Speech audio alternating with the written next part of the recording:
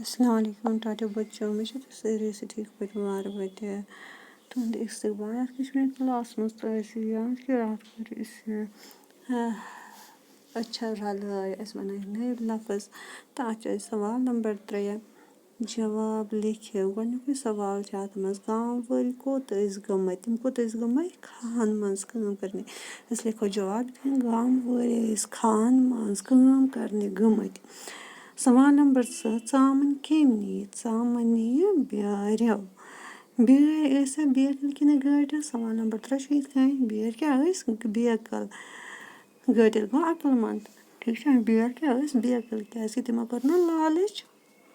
लास्टस पे मिलो तिमन कहें तह मिलो तिमन चामन क्या सो चज ना गांठ लालच करन वालिस फायदे वातान कि नुकसान तह समझ आमुत कि तिमन क्या वोत नुकसान लालच करन वालिस नुकसान वातान अम क्या सबक मिलो अस पज लालच करें ठीक गोबर यम नो क्वेश्चंस करो तुम नोट डाउन कॉपी पैट